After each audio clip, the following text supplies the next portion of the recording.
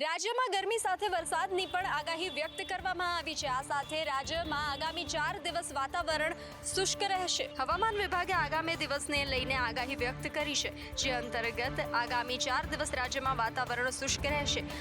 અગાઉ હવામાન વિભાગ દ્વારા 10 અને 11 એપ્રિલના રોજ ઉત્તર ગુજરાતના કેટલાક જિલ્લાઓમાં વરસાદની આગાહી કરવામાં આવી છે, પરંતુ વાતાવરણના ઉપરી સ્તરમાં પલટો આવતા વેસ્ટર્ન ડિસ્ટર્બન્સ ગુજરાતના ઉત્તર ભાગમાં એપ્રોચ કરી રહ્યું છે, જેના કારણે 10 અને 11 એપ્રિલના બદલે હવે 12 અને 13 એપ્રિલના રોજ દક્ષિણ ગુજરાત અને સૌરાષ્ટ્ર કચ્છ તરફ ઉત્તર ગુજરાતના કેટલાક જિલ્લામાં હળવો વરસાદ વરસી શકે છે, જ્યારે તાપમાન 40 ડિગ્રીને પાર જશે તેવી પણ આગાહી કરવામાં આવી છે। હાલમાં ઉત્તર પશ્ચિમ દિશા તરફથી પવન ફૂંકાઈ રહ્યા છે, જેના કારણે દરિયાકાંઠાના વિસ્તારમાં વાતાવરણ ભેજયુક્ત રહેશે, સાથે બફારાનો પણ અનુભવ થશે। અમદાવાદમાં પાણીજન્ય રોગચાળો વકર્યો। દરરોજના ઝાડા ઉલટીના 55થી વધુ કેસો નોંધાઈ રહ્યા છે, તો બાવળામાં તો ફૂડ પોઈઝનિંગે એક બાળકીનો ભોગ લીધાનું પણ સામે આવ્યું છે। અમદાવાદ શહેરમાં પ્રદૂષિત પાણી અને ગરમીની સિઝન શરૂ થતાની સાથે જ લોકો બીમાર પડી રહ્યા છે। શહેરમાં રોજના 55થી વધુ ઝાડા ઉલટીના કેસ નોંધાઈ રહ્યા છે। શહેરના પૂર્વ વિસ્તારમાં આવેલી અમરાઈવાડી, વટવા અને દાણી લીમડા વિસ્તારમાં કોલેરાના કેસો પણ નોંધાયા છે। સરકારી અને ખાનગી દવાખાનાઓમાં સ્વાઇન ફ્લૂ, શરદી, ખાંસી, વાયરલ ફીવરના દર્દીઓની લાઈનો જોવા મળે છે। ચાલુ એપ્રિલ મહિનામાં ઝાડા ઉલટીના 331, કમળાના 46, ટાઇફોઇડના 68 કેસ નોંધાયા છે, જ્યારે સાદા મેલેરિયાના 3 અને ડેન્ગ્યુના 6 કેસ નોંધાયા છે। બાવળામાં ફૂડ પોઈઝનિંગથી 7 વર્ષીય બાળકીનું મોત નીપજ્યું છે। હોસ્પિટલમાં એડમિટ કરાતા શ્રમિકો સહિત બાળકો પર ફૂડ પોઈઝનિંગની અસર હોવાનું જાણવા મળ્યું છે। શ્રમિકોની તબિયતો સુધારા પર છે, પરંતુ બાળકીનું મોત નીપજ્યું છે। પોલીસ ભરતી અંગે મોટી જાહેરાત કરવામાં આવી છે। ધોરણ 12માં ભણતા અને કોલેજના છેલ્લા વર્ષમાં ભણતા વિદ્યાર્થીઓ પણ અરજી કરી શકશે। ગુજરાતમાં પોલીસ અને એલઆરડીની ભરતી માટે ઓનલાઈન ફોર્મ ભરાઈ રહ્યા છે। આ વચ્ચે ભરતી બોર્ડના ચેરમેન હસમુખ પટેલ દ્વારા મહત્વની જાહેરાત કરવામાં આવી છે। પોલીસ દ્વારા ભરતી બોર્ડના ચેરમેન હસમુખ પટેલે કહ્યું હતું કે ધોરણ 12 અને કોલેજના અંતિમ વર્ષમાં અભ્યાસ કરતા વિદ્યાર્થીઓ પણ પોલીસ ભરતીમાં અરજી કરી શકશે। એટલે કે રાજ્યમાં ધોરણ 12 અને કોલેજના છેલ્લા વર્ષમાં અભ્યાસ કરતા વિદ્યાર્થીઓ માટે ખૂબ સારા સમાચાર સામે આવ્યા છે। પોલીસ ભરતીમાં પણ આ વિદ્યાર્થીઓને તક મળશે। હસમુખ પટેલે કહ્યું કે લોકરક્ષક અને પીએસઆઈની ભરતી માટે પણ ઉમેદવારોને ચોમાસા પછી શારીરિક પરીક્ષા પહેલા અરજી કરવાની તક મળશે। આ ઉપરાંત હસમુખ પટેલે ઉમેદવારોને વહેલી અરજી કરવા માટે પણ વિનંતી કરી હતી અને જરૂર જણાય તો ઉમેદવારોને હેલ્પલાઇનનો ઉપયોગ કરી અને હેલ્પલાઇન થકી વિવિધ માહિતી અંગેની પણ માહિતગાર કરવા માટે પણ જણાવ્યું હતું। સામાન્ય રીતે બાળકોના ઉજ્જવળ ભવિષ્ય માટે વાલીઓ પ્રાઇવેટ શાળામાં પ્રવેશની ઈચ્છા વ્યક્ત કરતા હોય છે, પરંતુ અહીંયા સુરતમાં તો સરકારી શાળાની બહાર વાલીઓની લાઈન લાગી છે। ઉત્તરાણ વિસ્તારમાં આવેલી આ પાલિકા સંચાલિત મહારાજા કૃષ્ણકુમારસિંહજી પ્રાથમિક શાળામાં લાંબી કતાર અને નીચે બેઠેલા વાલીઓની લાઈન કોઈ સરકારી યોજનાનો લાભ લેવા માટે નહીં, પરંતુ પોતાના બાળકોને સરકારી શાળામાં પ્રવેશ અપાવવા માટે છે। એક જ પરિસરમાં આવેલી 3 પાલિકા સંચાલિત શાળામાં 3500 વિદ્યાર્થીઓની ક્ષમતા રહેલી છે, જેની સામે દર વર્ષે 2000 થી 3000 જેટલા વિદ્યાર્થીઓનું વેઇટિંગ લિસ્ટ બોલે છે। જ્યાં ચાલુ વર્ષે પણ આ શાળામાં પ્રવેશ મેળવવા માટે વાલીઓ રીતસરનો ધસારો જોવા મળી રહ્યો છે। આ શાળામાં માત્ર સામાન્ય અને ગરીબ વર્ગના નહીં, પરંતુ શ્રીમંત પરિવારમાંથી આવતા લોકો પણ પોતાના બાળકોને શાળામાં એડમિશન અપાવવા માટે પ્રવેશ ફોર્મ ભરી રહ્યા છે। આજે પ્રથમ દિવસે જ બાળકોને એડમિશન અપાવવા માટે 600 વાલીઓએ પ્રવેશ ફોર્મ ભર્યા છે। રાજકોટમાં વેરા વસૂલવામાં આરએમસી નિષ્ફળ ગઈ છે। લોકો પાસેથી પઠાણી ઉઘરાણી કરાવતું આરએમસી કોર્પોરેશનના 44 કરોડના વેરા જ વસૂલી નથી શક્યું। રાજકોટ મહાનગરપાલિકા દ્વારા આખું વર્ષ વેરા વસૂલાતની ઝુંબેશ ચલાવવામાં આવી છે, જેમાં 375 કરોડના લક્ષ્યાંક સામે 365 કરોડની રેકોર્ડ બ્રેક વસૂલાત કરાઈ છે। જોકે આ વસૂલાત માત્ર સામાન્ય નાગરિકો પાસેથી જ કરવામાં આવી છે। બાકી વેરા વસૂલવા, મિલકત સીલ કરવાથી લઈ નળ જોડાણ કાપી નાખવા સુધીના પગલાં લેવાય છે, જેમાં મનપાના તંત્ર તરફથી કોઈ પાછીપાની કરવામાં નથી આવતી। જોકે મનપાની જુદી જુદી કચેરીઓ અને આરોગ્ય કેન્દ્રોના મળી 44.68 કરોડ વસૂલવામાં તંત્ર નિષ્ફળ રહ્યું છે।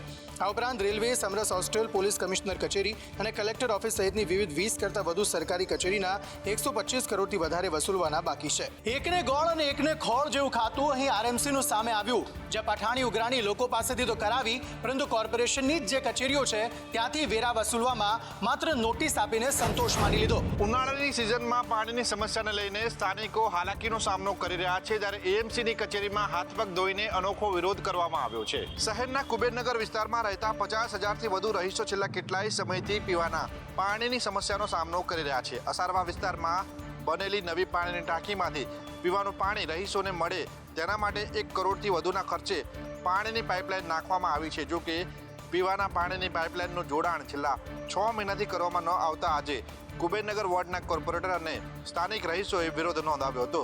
મેમકો રોડ ઉપર આવેલી અમદાવાદ મ્યુનિસિપલ કોર્પોરેશનની કચેરી ઉપર માટલા લઈને પહોંચ્યા હતા અને ઉગ્ર સૂત્રોચ્ચાર કર્યો હતો. આ સાથે જ ડોલમાં પાણી લઈને પહોંચેલા સ્થાનિકો તેમજ કોર્પોરેટરે હાથ પગ ધોઈને રજૂઆત કરી હતી. અનેકવાર ફરિયાદો અને રજૂઆત છતાં પણ ગોકળ ગતિએ પાણીની કામગીરીનું કામ થતા હવે કોર્પોરેશનની કામગીરી ઉપર અનેક સવાલો ઉઠી રહ્યા છે. ભાવનગરમાં ટીપી સ્કીમને લઈને ખેડૂતો આક્રમક બન્યા છે અને ભારતીય કિસાન સંઘ દ્વારા વિરોધ કરવામાં આવ્યો છે.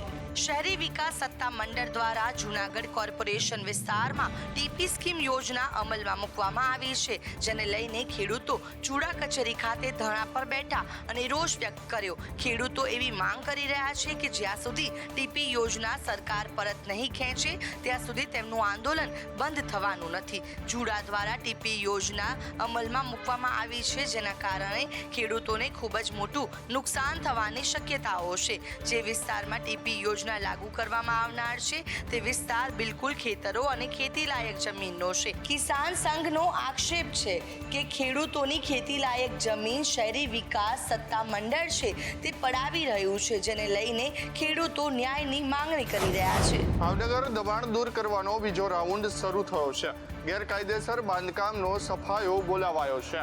લાંબા સમયથી અનેક વિસ્તારમાં ગેરકાયદે દબાણ હતા, તેને લઈને મનપાએ લાલાક કરી છે. આજે મનપાની દબાણ હટાવ ટીમ દ્વારા શહેરના ગોળ બજાર તેમજ માળીના ટેકરા પાસે થયેલા દબાણો હટાવવામાં આવ્યા છે. આ ઉપરાંત શહેરના અનેક વિસ્તારોમાં થયેલા દબાણો હટાવવામાં આવ્યા છે. તેની સાથે સાથે અનેક દબાણો જેવા કે ગાલી ગલ્લા સહિતના કબજે કરવામાં આવ્યા છે. ગોળ બજાર વિસ્તારમાં દુકાનોની બહાર ઓટલા બનાવીને અડધો રસ્તો રોકી લેવાયો હતો, જેને તોડી પાડી દબાણ દૂર કરાયું છે અને રસ્તો પહોળો કરાયો છે. આ સાથે સાથે દંડ પણ વસૂલવામાં આવ્યો છે. આ પહેલા પણ દબાણની સેલની ટીમને 34 જેટલા ગેરકાયદેસર દબાણ દૂર કર્યા હતા. જોકે આ પહેલા નોટિસ આપવામાં આવે છે, જેથી દબાણકર્તાઓને હેરાનગતિ ના થાય. લાખો લોકોની વચ્ચેથી ગુનેગારને પકડવા માટે અમદાવાદમાં આવેલા નરેન્દ્ર મોદી સ્ટેડિયમમાં સ્પેશિયલ કેમેરા લગાડવામાં આવ્યા છે. આ સ્પેશિયલ કેમેરાની ખાસિયત એ છે કે 1 મિનિટની અંદર 1500 જેટલા ફોટાનું એનાલિસિસ કરી શકે છે. અમદાવાદના નરેન્દ્ર મોદી સ્ટેડિયમમાં અનેક વખત વીવીઆઈપી કાર્યક્રમ યોજાય છે. હાલ આઈપીએલની મેચ દરમિયાન મોટી સંખ્યામાં લોકો સ્ટેડિયમની અંદર આવતા હોય છે, ત્યારે આ લોકોની વચ્ચે કોઈ ગુનેગાર છે કે નહીં તે જાણવા માટે હવે આર્ટિફિશિયલ ઇન્ટેલિજન્સનો ઉપયોગ પોલીસ દ્વારા શરૂ કરવામાં આવ્યો છે, જેના આધારે લાખો લોકોની મેદનીના અંદર કોઈ ક્રિમિનલ આવશે તો તેની તુરંત જાણ પોલીસને થઈ જશે. અમદાવાદ શહેરના કુલ 10,000 ક્રિમિનલના ડેટા આ સિસ્ટમમાં એટેચ કરી દેવામાં આવ્યા છે. આ કેમેરાથી 1 મિનિટમાં 1500 ફોટાનું એનાલિસિસ કરવામાં આવી રહ્યું છે. હાલ આ સ્ટેડિયમની અંદર આઈપીએલની મેચ ચાલી રહી છે, તે દરમિયાન બે એન્ટ્રી ગેટની ઉપર 360 ડિગ્રી એંગલના ફરતે કેમેરા પણ ગોઠવવામાં આવ્યા છે. ઘી અને જીરું બાદ હવે નકલી શેમ્પુ અને નકલી ગુટકાનો પર્દાફાશ થયો છે. જી હા, સુરતમાં આખું નકલીનું નેટવર્ક ઝડપાયું છે. ઓલપાડમાંથી નકલીનું નેટવર્ક ઝડપાયું છે. માસમા ગામેથી નકલી શેમ્પુ ગુટકા બનાવવાના નેટવર્કનો પર્દાફાશ થયો છે. ઓલપાડ પોલીસે બાતમીના આધારે દરોડા પાડ્યા અને નકલી ગુટકા અને શેમ્પુ બનાવવાના 3 મશીનો જપ્ત કર્યા છે. આ દરોડામાં 700 કિલો ડુપ્લિકેટ રો મટીરિયલ અને રોલ ઝડપાયા છે. 1800 લીટર ડુપ્લિકેટ શેમ્પૂનું રો મટીરિયલ અને 37 પેકેટ કબજે કર્યા છે. પોલીસે નકલી શેમ્પૂ અને ગુટકાનો જથ્થો અને રો મટીરિયલ મળીને 40 લાખથી વધુનો મુદ્દામાલ કબજે કરી તપાસ હાથ ધરી છે. આ પહેલા એટલે કે 2 દિવસ પહેલા જ સુરતમાંથી નકલી માર્કશીટનો જથ્થો ઝડપાયો હતો. એટલે સુરત જાણે નકલીનું એપિસેન્ટર બની ગયું હોય તેવું લાગી રહ્યું છે. અહીંથી કોઈ પણ વસ્તુ ખરીદતા પહેલા નકલીનો વિચાર જરૂરથી અવારનવાર તમે રોંગ સાઈડમાં ચાલતા બાઇક, કાર અને ઓટો રિક્ષા સહિતના વાહનો જોયા હશે, પરંતુ હવે પહેલી વખત જોઈ લ્યો આ સિટી બસ પણ રોંગ સાઈડમાં દોડી રહી છે. રાજકોટના ગ્રીન લેન્ડ ચોકડી પાસેની આ ઘટના છે. અહીં રોંગ સાઈડમાં સિટી બસ દોડી રહી હતી, જેને જાગૃત નાગરિકે અટકાવ્યાના દ્રશ્યો સામે આવ્યા છે. રોંગ સાઈડમાં આવતી સિટી બસને અટકાવી પોતાનું એક્ટિવા બસ આગળ રાખી બસને અટકાવવામાં આવી હતી. બાદમાં સ્થાનિક કોન્સ્ટેબલ તેમજ હોલ્ડરને પણ જાગૃત નાગરિકે આ અંગે કેટલાક સવાલ કર્યા હતા. સામાન્ય જનતાને દંડ ફટકારતી ટ્રાફિક પોલીસ અહીં જાણે પાંગળી પુરવાર થઈ રહી હોય તેવી રીતે આ દ્રશ્યો ચાળી ખાઈ રહ્યા હતા. એક તરફ ભારે વાહનો અને આવી સિટી બસ અવારનવાર બાઇક કે એક્ટિવા ચાલકને અડફેટે લેતા હોય છે તેવા કિસ્સા સામે આવતા રહે છે. નિયમો તો સૌને માટે સમાન છે, પરંતુ અહીંયા ટ્રાફિક પોલીસનું જ ઓરમાયું વર્તન જોવા મળ્યું હતું. જો કે અંતે આ રોંગ સાઈડમાં જતી બસને સીધે રસ્તે વાળવામાં આવી. વડોદરામાં પોલીસ કમિશનરના જાહેરનામાના લીરે લીરા ઉડી રહ્યા છે. ગઈકાલે ડમ્પરની અડફેટે એક યુવકનો જીવ ગયો, તેમ છતાં આજે શહેરમાં સ્થિતિ જેમની તેમ જોવા મળી રહી છે. વડોદરા શહેરમાં ગઈકાલે મોબાઈલ પર વાત કરતા ડમ્પર ચાલકે બાઇકને અડફેટે લેતા યુવાનનું કમકમાટી ભર્યું મોત નીપજ્યું હતું. તેમ છતાં શહેરમાં ડમ્પર સહિતના ભારે વાહનો બેફામ રીતે પ્રવેશે છે. પોલીસની હાજરી છતાં બે રોકટોક શહેરમાં ભારે વાહનો ફરે છે અને લોકોના જીવને જોખમમાં મૂકી રહ્યા છે. શહેરમાં સવારે 7 વાગ્યાથી લઈને બપોરે 1 વાગ્યા સુધી અને સાંજે 4 વાગ્યાથી લઈને રાત્રે 9 વાગ્યા સુધી શહેરમાં ભારે વાહનોના પ્રવેશબંધીને લઈને જાહેરનામું બહાર પાડવામાં આવ્યું છે. ત્યારે સંદેશની ટીમ સુશન સર્કલ પહોંચી ત્યારે દ્રશ્યો કંઈક આવા જોવા મળ્યા. કોઈ પોલીસકર્મી હાજર જોવા નહોતો મળ્યો, માત્ર એક ટ્રાફિક જવાન હાજર હતો અને ભારે વાહનો બેફામ પસાર થઈ રહ્યા હતા. ત્યારબાદ સંદેશની ટીમ વુડા સર્કલ પહોંચી, ત્યાં પણ પોલીસની જ ઉપસ્થિતિમાં ભારે વાહનો ત્યાંથી પસાર થઈ રહ્યા હતા અને આ ભારે વાહનોને ડિટેન કરવામાં નહોતા આવી રહ્યા. રાજ્યમાં નકલી કચેરી, નકલી અધિકારી, નકલી ટોલ ટેક્સ જેવા બનાવો સામે આવ્યા હતા અને હવે સામે આવ્યો છે નકલી આરોપી. રાજ્યભરના પોલીસ મથકના ચોપડે રહેલા વોન્ટેડ આરોપીઓને ઝડપી લેવા માટે એક ખાસ ડ્રાઈવ રાખવામાં આવી હતી. જો કે આ ડ્રાઈવના ભારણ હેઠળ પોલીસે એક મોટી ભૂલ કરી છે. અમદાવાદના સોલા પોલીસ મથકે વર્ષ 2022માં નોંધાયેલા છેતરપિંડીના ગુનામાં આરોપી મહેશભાઈ અમૃતભાઈ દેસાઈ ફરાર હતો. જે ગુનામાં પાટણ પોલીસે ભૂલ કરી અને પાટણના પચકવાડા ગામમાં રહેતા યુવક દેસાઈ મહેશ કુમાર અમૃતભાઈની ધરપકડ કરી લીધી અને સોલા પોલીસને સોંપી દીધો.